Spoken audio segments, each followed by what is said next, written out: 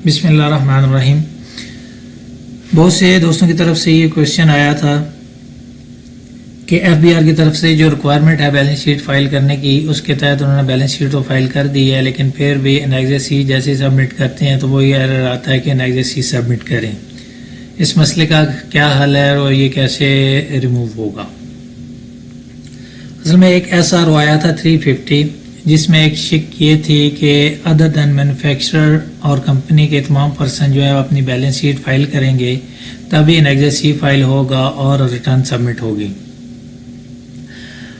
अब पर्सन ने क्या किया है, रजिस्ट्रेशन में जाके form 14-1 sale tax registration modification का फॉर्म फिल किया है, वहाँ पे जाकर उन्होंने बैलेंस शीट प्लॉट किया और उसको सबमिट किया। अब बैलेंस शीट वो जो फॉर्म था वो चला गया आउट बॉक्स में पेंडिंग फॉर एफबीआर डिसीजन की। अब जो SRO 350 आया था उसमें ये कहा गया था कि कमिश्नर हजरात जो हैं वो इस बैलेंस शीट को रिव्यू करेंगे और रिव्यू करने के बाद वो उस पर अपना अप्रूवल का डिसीजन देंगे। अगर क्यूरी हुई तो क्यूरी रेज करेंगे, वरना अप्रूवल देंगे। ये इसलिए किया गया था कि फेक इनवाइसेस को कंट्रोल किया जाए और कैपिटल को मॉनिटर किया जाए। अब उसमें यह भी कहा गया है कि जो कैपिटल रिपोर्टेड है उसके 5 टाइम्स आप सेल कर सकते हैं, इससे ज़्यादा नहीं।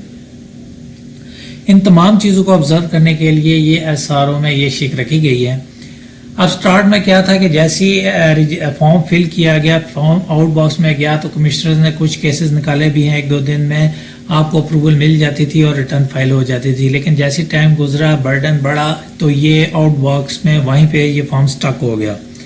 हुआ ये कि कमिश्नर के पास बर्डन ज़्यादा बढ़ गया था। अब उन्होंने ये कहा कि रिटर्नें लेट हो रही हैं और हमारे पास बहुत ज़्यादा, फॉर एग्जांपल एक के पास 500 अगर क्लाइंट आ गया तो 500 रिटर्नों पे को रिव्यू करके उसका अप्रूवल देने पे टाइम कंज्यूमिंग था।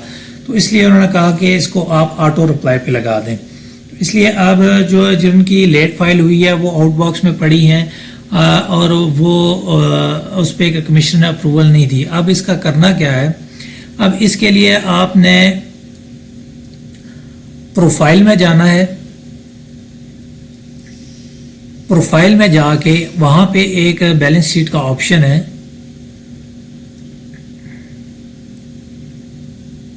इस पे आपने क्लिक करना है और यहाँ पे ऐड पे क्लिक करेंगे। ऐड पे क्लिक करेंगे तो जैसे ये तमाम सेल्स जो हैं वो एक्टिव हो जाएंगे।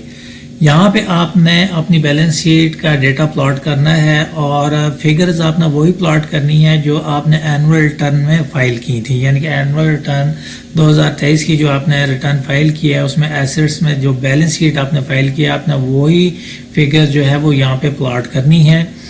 और इसके अलावा आपने लैदा से या डिफरेंट कोई फिगर प्लॉट नहीं करनी। हाँ, इसको चेंज भी कर सकते हैं, अगर आपकी बैलेंस शीट में कोई चेंजिंग है तो वो आप चेंज कर सकते हैं, वरना आपने वही फिगर्स रखनी है जो एनुअल रिटर्न में रिपोर्ट हुई हैं। ये प्रैक्टिकल करके भी मैं आपको दिखा रहा हूँ।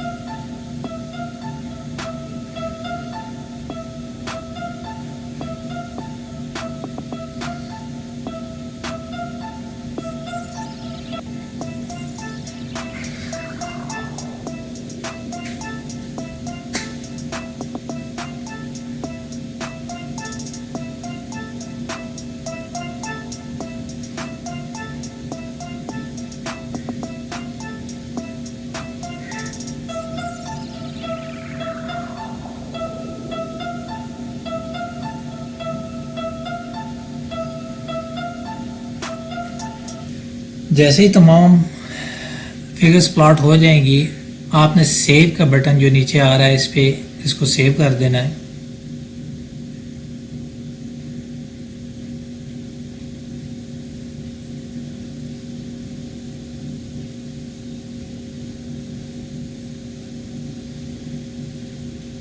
सेव करने के बाद आपने इसको क्लोज करना है। اب اس کا آپ آٹو رپلائی یعنی کہ آ چکا ہے، آپ کی ریٹرن ایکٹیو ہو چکی ہے. آپ نے دوبارہ ریٹرن میں جانا ہے، نیگزٹ سی سبمٹ کریں گے تو آپ کا نیگزٹ سی سبمٹ ہو جائے گا.